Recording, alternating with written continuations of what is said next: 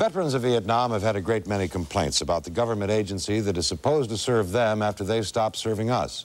That government agency is the Veterans Administration. Tonight, John Johnson and his Target 7 investigative unit begin a week-long series telling us what is wrong with the VA. John? Thank you, Bill.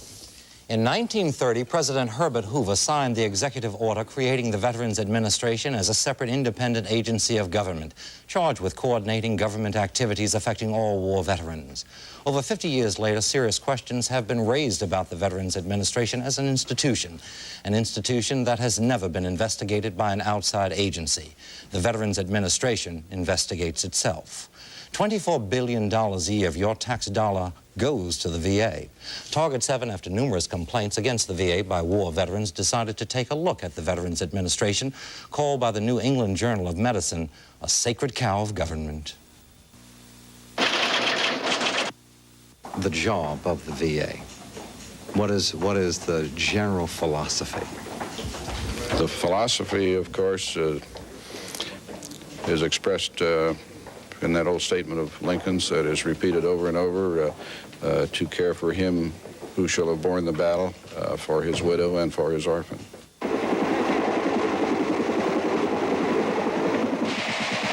Oh, get. Oh.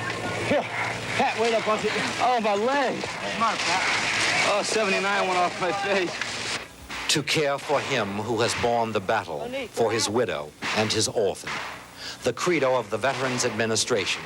A covenant between the government and the men and women who have served this nation. The hundreds of thousands who have died. The hundreds of thousands who have been wounded, physically and mentally, fighting for freedom, for dawn's early light. I've gone to the Northport Hospital, went down there bleeding like a stuffed pig and walked in the door at 8 o'clock in the morning.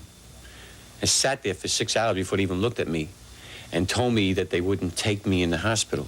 And I said, why not? He said, because we don't have any room. I told a guy, and I told the story there. I was treated in the field. Treat me in the bathroom. Lay a blanket down in the bathroom and do what you got to do in there. But you can't send me out of this hospital this way. I'm bleeding like a pig. I need an operation. You got to do something. They said, we're sorry. Why don't you go to a private hospital? I said, the sign out there, man, says Veterans Hospital. I'm a Vietnam veteran. I served 13 months over there. I mean, I got some rights. Eddie Blatt is only one of the thousands of veterans who no longer believe in the Veterans Administration. He and others like him are bitter and angry, most of them Vietnam veterans. They say the VA never lived up to the covenant between the government and its fighting men, that covenant being care for the veteran, a right they have earned. Since the Vietnam War began, quality of care and management and concern within the Veterans Administration has deteriorated. Today, most of the veterans' hospitals, and I categorically indict most of them, are worse than the average community hospital, and certainly not up to the quality of tertiary care you would expect at a hospital funded to the level of budget that the VA's hospitals are. It is one of the largest budgets in the nation, more than $24 billion a year. It is the biggest welfare agency in Washington. While the VA and others in the administration shy away from the term welfare agency, the VA's services would meet any economist's definition of income transfers. Well over half of the agency's $23 billion 1981 budget supports pensions and compensation for disabled war veterans and their survivors. Billions more are being spent to provide free or low-cost medical care to veterans and their dependents. A gigantic bureaucracy that Target 7 has found doesn't always fulfill its credo and often misses the mark in providing adequate medical care to the veterans. According to this landmark study of the Veterans Administration by the National Academy of Sciences, it was recommended that the Veterans Administration hospitals ultimately be merged into community-based facilities. This due in part to poor medical care, especially in the areas of surgery, psychiatry, prosthetics, and incorrect prescribing of drugs. The study is also highly critical of understaffing and inadequate supplies at the VA hospitals. For 2 months of Target 7's 3-month-long undercover investigation of the Veterans Administration, 2 Target 7 investigators worked as volunteers in the Bronx and Manhattan VA hospitals, using on-hand observations, daily logs, photographs, and a hidden camera, documented what appeared to be case after case of questionable medical and physical care of the patients, a system too often with insensitive tendencies and at best bogged down in red tape and at worst apparently incompetent. Target 7 also visited the Brooklyn VA hospital, and through contacts in Washington and staff members at the Brooklyn VA, we found Peter Sabia, a Vietnam veteran. Peter Sabia's documented case typifies the problems that exist in the Veterans Administration and the 172 hospitals run by the VA. When I first went to the VA hospital, I was diagnosed as having venereal disease. You were treated for having a venereal disease. What then happened after being treated for a month for venereal disease? Well, I went back to the hospital, to the Brooklyn VA, having had no satisfaction, and things weren't getting any better. The pain was very unbearable. I went back to the VA, and they decided to run further tests, where I was admitted to the hospital, and they opened me up and found out that's when I had cancer. That's when they discovered that it was cancer and not a venereal disease. You're telling me that you were treated for a month or more at the Brooklyn Veterans Hospital for venereal disease when indeed you had terminal testicular cancer? That's correct. Have you been able to get any kind of monetary assistance from the Veterans Administration? No, I haven't been able to. I put in multiple claims with the Veterans Administration and through the National Institute of Health in Washington, and I still haven't been able to get any kind of a disability or pension. You haven't been able to get any disability? No, I haven't. Well, why do you think that is?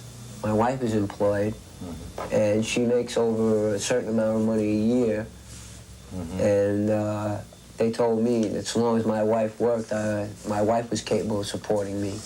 Celia, with the money that you're making, can you support Samantha, Peter, the medical bills and all of that? No, Do you need help? definitely do. You definitely do. Definitely. It's impossible. Just can't make ends meet anymore. 10 days after we interviewed Peter Sabia and his wife, the Veterans Administration sent Sabia a mailgram confirming that he would be given disability benefits. It had taken more than 2 years from the time the VA told Sabia that he had testicular cancer and had 6 to 9 months to live before he received any disability compensation. In order to get those disability benefits, Peter was forced to leave his wife and 4-year-old daughter. Apparently, that's the way it comes down. I was entitled to this money all along, but because I was living with my wife and my wife worked, well, that kind of just canceled one another out. Hopefully now that I have some kind of money and all, I'd like to try to get back together with my wife with a normal life. But then if I do, and I notify the Veterans Administration that I am living with my wife, apparently this disability is only good while I am incapable of making a living. If my wife were to come back and we were to live together again as man and wife, they would probably take my disability away. So Peter Sabia has his disability pension, but he had to give up his family to get it. A hollow victory for a young man who fought for his country. Tomorrow, Target 7 takes you undercover inside a VA hospital right here in New York. Long after they finished reading the American Army newspaper, Stars and Stripes, American soldiers very often depend upon the Veterans Administration for their health care. But sometimes getting that health care is a whole new battle they have to fight. That's what John Johnson has been looking into with his Target 7 investigative unit as he continues his report tonight. John? Thank you, Bill. The Veterans Administration, one of the largest agencies of government, a $24 billion a year budget, over 250,000 employees. All this to provide care for those who have served the country, the veteran. A recent survey conducted by the VA itself claims that 80% of the veterans in the survey gave the VA high marks for its health care. After a 3-month-long undercover investigation of the Veterans Administration, Target 7 found some other veterans not at all happy with the VA medical care. In fact, some calling it enemy territory. I'd fight for my country, but I won't go to a VA hospital. And if any other veteran asked me to go, I wouldn't recommend it. If they had the money, go somewhere else, because they do treat you like an animal.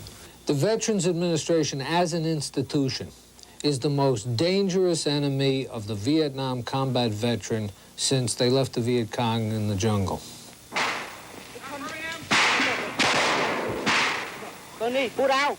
It was in the jungles of Vietnam that much of the criticism of the Veterans Administration and its health care was seeded. Almost 3 million American men and women served in Vietnam. More than 100,000 died. Hundreds of thousands were wounded. There are over 600,000 Vietnam veterans living in New York State alone. Those who returned have had the hardest readjustment back into society than any other previous war veterans. Many came back physically and emotionally scarred.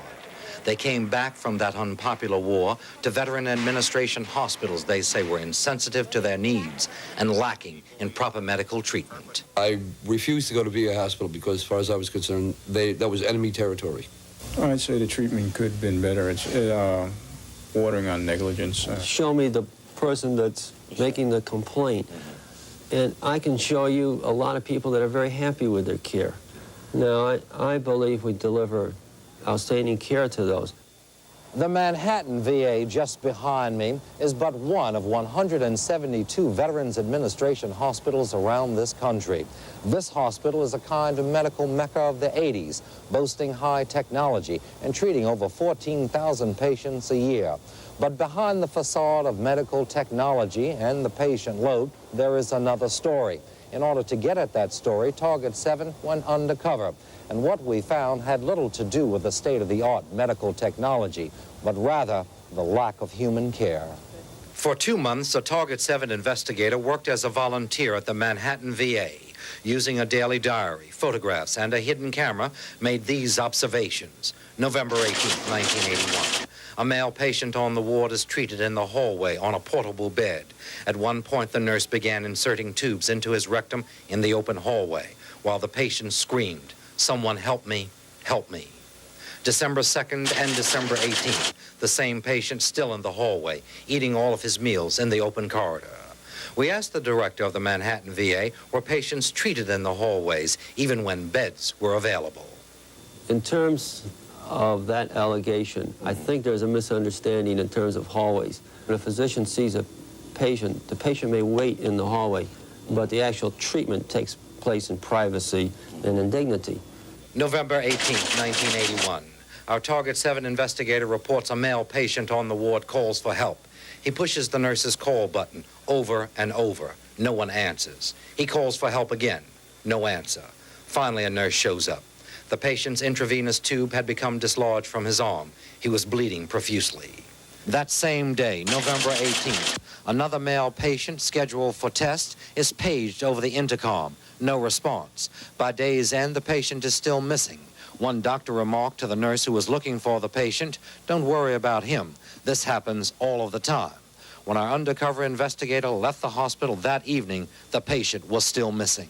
No director would like to say a patient is lost, but I could, in psychiatric institutions with many, many buildings and large, huge grounds, maybe that could happen. But here, it's impossible. November 18th, 1981, 11 a.m. A male patient is sedated and prepped for tests. Our undercover investigator is there as the patient waits on a stretcher in the hallway. By day's end, the patient is still on the stretcher in the hallway. Our undercover investigator working on the ward is told to take the patient back to his room. No tests were performed.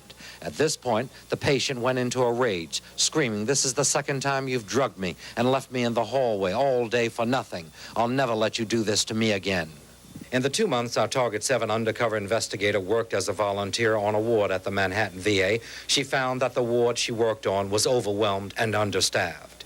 As a result, it was common to find both patient and medical charts misplaced or among the missing. The supplies for those patients, like pajamas, blankets, towels, in short supply. Calls for help from patients usually went unanswered, and medication drawers were left open with drugs and medicines left open within easy reach of any passers-by. Storage areas for sterile equipment were filthy. Would you say that your goal here at the Manhattan Veterans Administration Hospital is to provide quality and compassionate care for the people who are in your care? Yes, compassionate care, yes. That's the bottom line. The problem was I could never find a doctor. Or at least if I did get to find a doctor, I could never get the same one twice. While I was at the VA hospital on First Avenue, I had to have my wife come in and bring heating pads because when they gave me a spinal tap, they depressed a disc in my neck. I was carrying my head around for 3 days, so physically carrying it around. Head, one hand behind my head and the other one under my chin. Of course, I had to go to x-rays, I had other treatment. And by luck, I was only in there 21 days. The people, the nurses and the other people I dealt with were fantastic, but they can't prescribe unless there's a doctor. And who's your doctor? Well, yesterday it was so-and-so, and tomorrow it might be somebody else. You know, the guy's going to be here at 9 o'clock, but he couldn't make it today. Well, he could die the day after, but then he might make that, make it for that one. Many of the veterans we interviewed for this series, like Frank Hagee, have found support and counseling at the Queens VA Outreach Center, one of a network of outreach centers growing up across the nation to deal on a more intimate basis with the problems of the veteran. The centers run by veterans themselves have become a way back home for many disillusioned vets. Tomorrow, undercover inside the VA. Roger and Bill.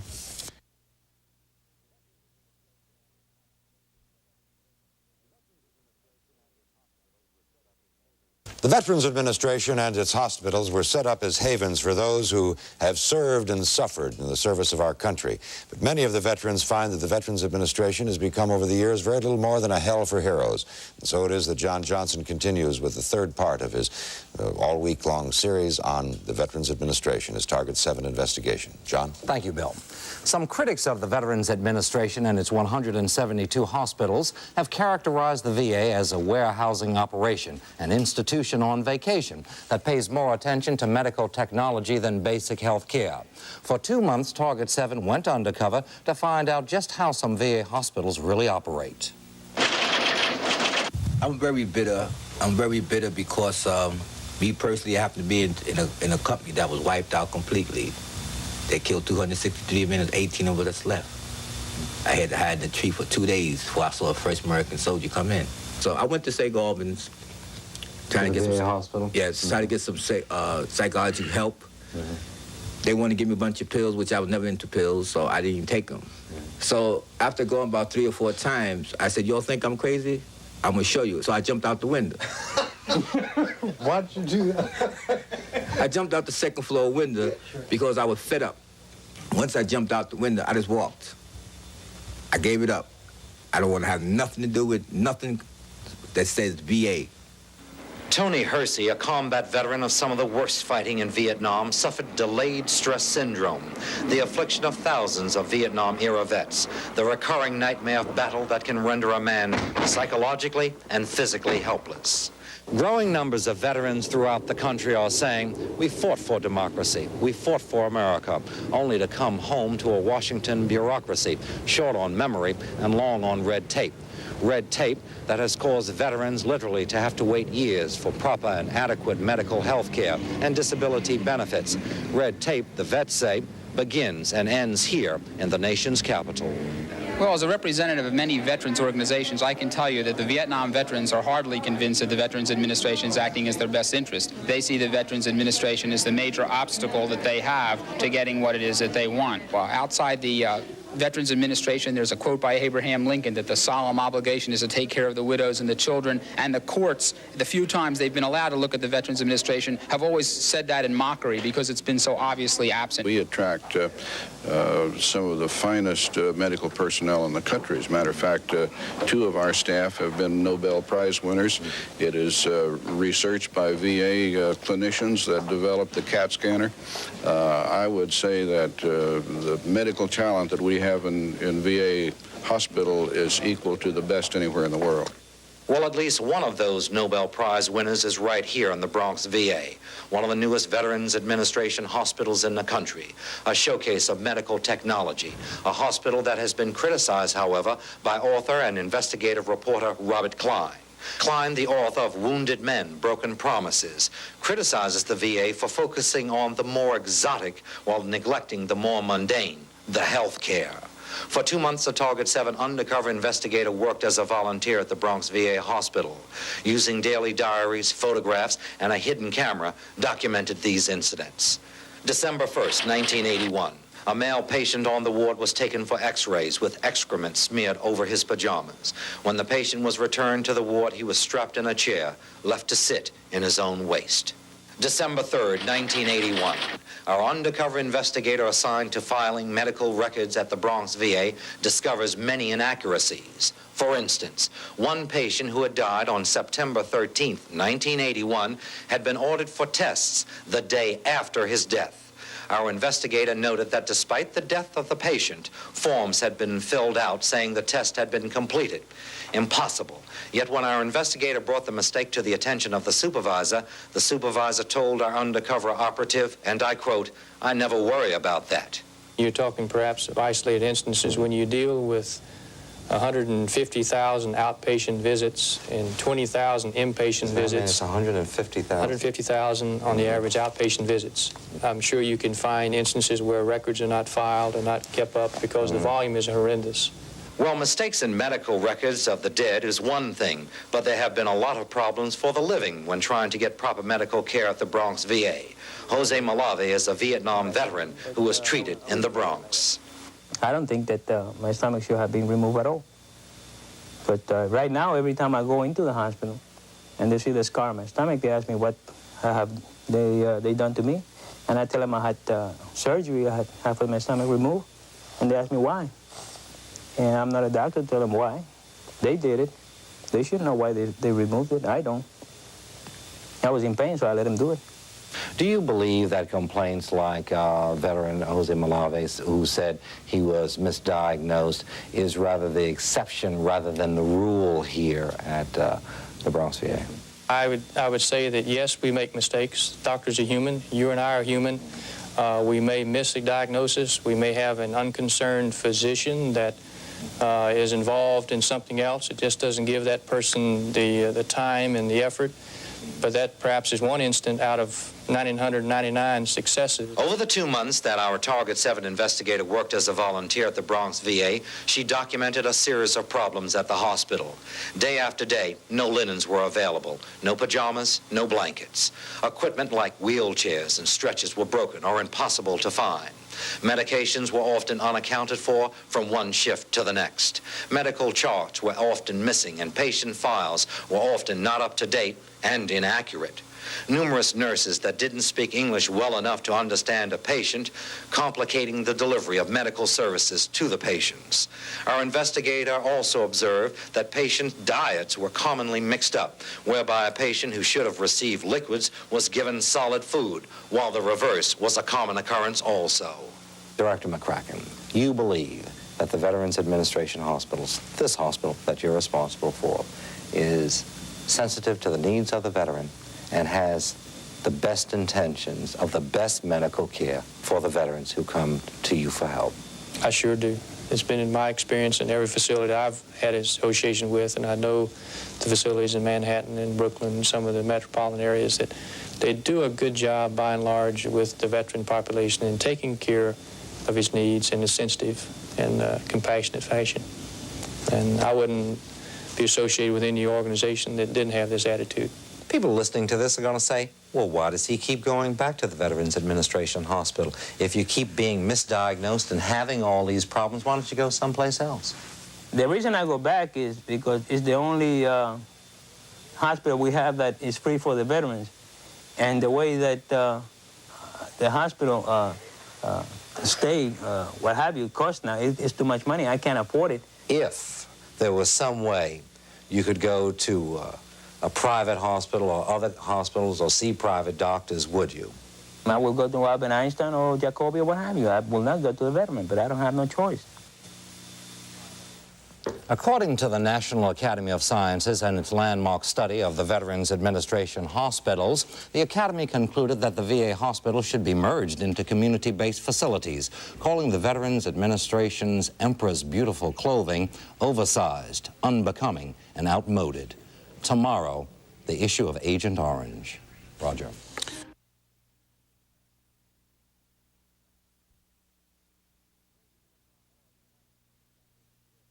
During the Vietnam War, the United States thought they could clear the jungle of Vietnam with an herbicide called Agent Orange. It didn't really work, but Agent Orange has lingered over the years, and John Johnson looks at that tonight in his continuing report on the Veterans Administration Hell for Heroes. John? Thank you, Bill. Agent Orange, a defoliant used during the Vietnam War, a source of endless controversy. Since 1978, Vietnam vets have been charging that the defoliant is responsible for a host of their medical problems, including cancer and birth defects. But to date, no definitive study by the Veterans Administration has linked Agent Orange with any particular symptoms except for chloracne, a skin condition. Frustrated veterans groups have joined in condemning the VA for dragging its feet, some even accusing it of acting in bad faith. To all my brothers out there who are Vietnam veterans, who were in Vietnam from 1962 to 1972, I'm dying of cancer right now, and I believe it's because of this Agent Orange that was sprayed over there. If you were going through the foliage over there around the perimeters, or used to see it sprayed, or you were spraying it yourself, get to a doctor, get to the VA, put your claim in, because I don't want to see it happen to anyone. I don't want anyone to go through what I've gone through. I died in Vietnam and didn't even know it. Within months of this interview I conducted with Paul Rotachan, he died. Rotachan died December 14th, 1978. He was 28 years old. Cause of death, cancer. Rotachan has come to symbolize for thousands of Vietnam combat veterans the issue of Agent Orange, the most controversial and highly emotional issue between the Vietnam veterans, the government, and the Veterans Administration. It's a battle of economics versus humanity. They simply do not want to pay the compensation. They're not looking at us as people suffering or dying or children born with birth defects. They see us as cases. We're potential money. We're potential millions and millions of dollars every year for an indefinite period of time, and they simply don't want to pay the money. So in the interim, we have to bury the veterans. We have to take care of the children. We have to struggle to survive, to do an overwhelmingly difficult job with a tremendous adversity, and we'll take that responsibility. Have there been any veterans so far who have received compensation as a result of exposure to Agent Orange? As far as I'm aware, there are no compensatory cases yet. I'm not ruling out the possibility, because there could be cases of acute chloracne which may have resulted in compensation, but if so, I'm not aware of it. Agent Orange, a deadly herbicide used in Vietnam to defoliate Viet Cong hiding places by the United States military. Over 5 million acres of Vietnam was sprayed by helicopter and C-123 cargo planes with Agent Orange, a herbicide that contains dioxin. Dioxin, called by scientists the most deadly man-made toxic substance to date. Dioxin so toxic that a few ounces strategically placed could wipe out the population of New York City.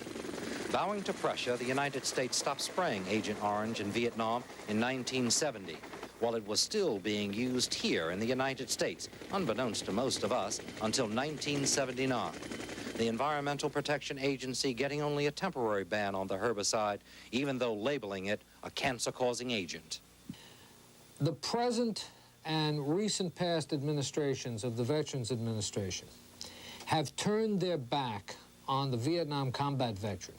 They have ignored an enormous body of scientific literature that clearly points out that at least one of the toxic substances to which all the veterans in Vietnam were exposed, dioxin, the contaminant of Agent Orange, is capable of producing cancer and other serious, damaging, long-term physiological effects.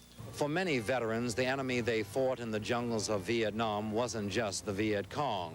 It was also the herbicides, the pesticides, Agent Orange, sprayed by their own countrymen. Now those same Vietnam veterans say they have a new enemy. An enemy not in the jungles of Vietnam, but right here in the corridors and hallways of Washington. The dilemma evolves into two fundamental questions. The first is whether a veteran was exposed to Agent Orange, and second, what are the effects of that exposure? The VA in April of 1980 resolved the first question by presuming that a veteran who served in Vietnam was exposed to Agent Orange. This was prompted by the lack of any practical method of distinguishing between individuals who were exposed and those who were not. Unfortunately, the second question is not so easily answered. While the Veterans Administration admits that those who served in Vietnam were exposed to Agent Orange, the VA has thus far not admitted that exposure to Agent Orange is correlated with cancer, birth defects in children, or psychological problems. They claim that scientific knowledge is still inadequate to make those correlations. While the VA has been unable to even design the study to seek out evidence of those potential correlations, the Federal Food and Drug Administration has already estimated that dioxin, the toxic substance in Agent Orange, is 100,000 to 1 million times more potent than thalidomide in causing birth defects among children of people exposed to it. Jim Lutz, a Vietnam veteran, has suffered many medical maladies since he left Vietnam. But his greatest concern is for his 4 children, all of whom have birth defects. He and his wife blame their children's birth defects and Jim's illnesses on his exposure to Agent Orange. When I first come home, I had a lot of stomach problems, a lot of chloracne all over my back, nausea, fatigue, forgetfulness. I noticed a cyst on my neck when I first got out, on my right side of my neck. Several years after, I got a cyst on my base of my spine. I've had them removed since that. Have your children had any problems? Yes, my son had 40-something ear infections before he was 4 years old. He complains of stomach problems off and on himself. Christine was born with bilateral hip dysplasia, and Jessica suffers from a minor seizure disorders she has. She's in a special education preschool at United Cerebral Palsy School in Comac because she was having speech problems, and she has other scattered developmental delays. So all of the children have exhibited some form of problem, and you believe that is a direct result of your husband being exposed to Agent Orange in Vietnam? I definitely do. There's too many veterans across the country, in Australia, in the United States, in Korea, in New Zealand, whose children are all suffering similar problems. Target 7 was at the Senate oversight hearings on Agent Orange in Washington last November when an outraged Pennsylvania senator, all-inspector, was demanding from the Veterans Administration's director and his chief medical expert answers on Agent Orange. How long will the studies take to determine whether there is a cause and effect relationship between exposure to dioxin, Agent Orange, and the rashes and tumors and cancers and genetic defects which we have heard so much about? The study will probably be in keeping with other generally similar types of studies, that there will not be a single point in time in which we'll have all the answers. You say there's not a single point in time when we will have all the answers. Yes, sir. 25 years?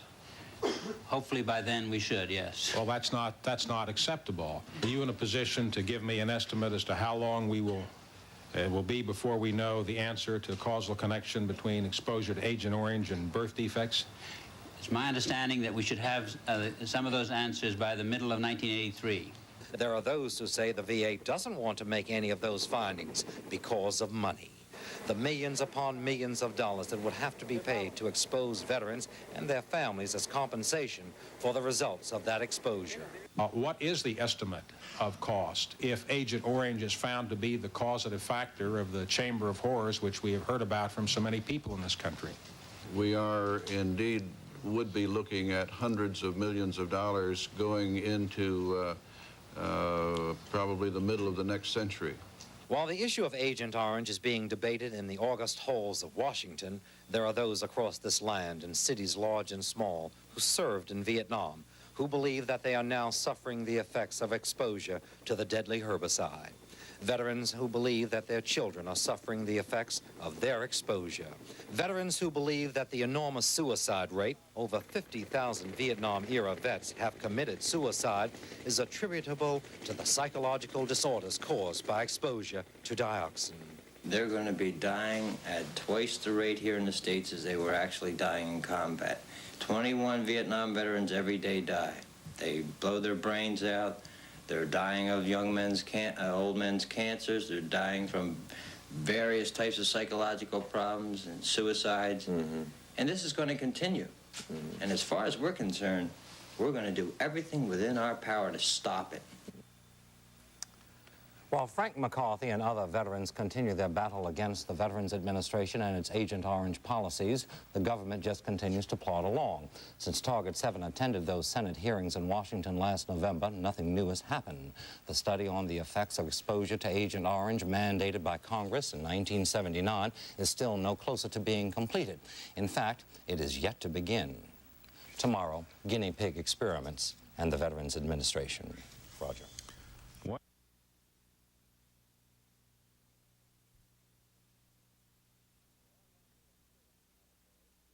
There are men who have served in the military who harbor deep complaints against the Veterans Administration. To some of them, the VA is a hell for heroes. John Johnson has been telling us about some of those men this week. And tonight, as he concludes his special report, he takes a look at men used in experiments during their service. Right, Bill. Thank you. In a 1981 survey, or check by U.S. News and World Report on the Veterans Administration's hospital, a wide variety of complaints against the VA were revealed. One of the major complaint areas was the use of VA patients as medical guinea pigs. In Chicago, for instance, a landmark suit has been filed against the VA's North Chicago Medical Center, objecting to the practice of VA experimentation. Tonight, we have a story. This particular general asked me if I would volunteer. And I asked him if it involved needles, and he said, yes, it did, and I detest needles. And I said, no, sir, I'd rather not.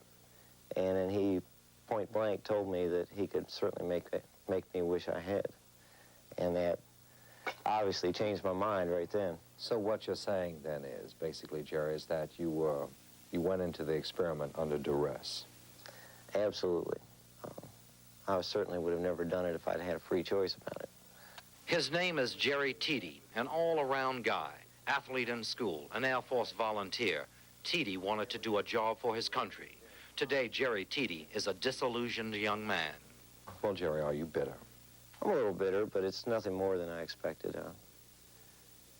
I really didn't feel the VA would do justice to anybody. They'll make the easy decision, or one that won't make any waves, but anything further than that, anything unusual or out of the ordinary, they're just going to bury under the carpet and hope it goes away. And normally it will.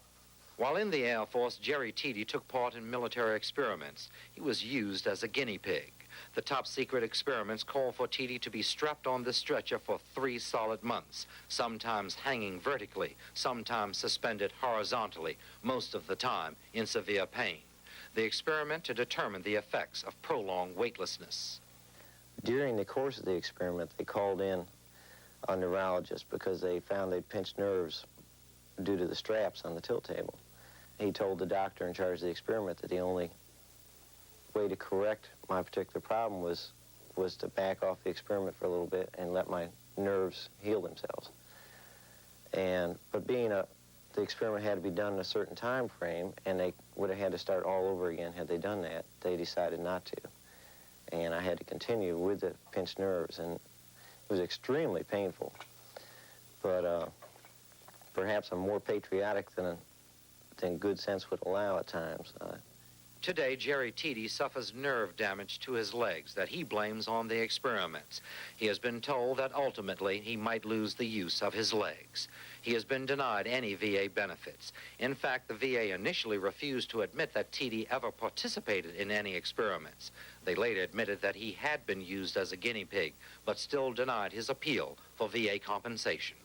Well, why wouldn't the Veterans Administration want to compensate you if you were involved in this experiment and were permanently damaged? Well, I believe they'd be opening a basket of worms if they did. That's probably their opinion. I suppose that's why they won't give me any compensation.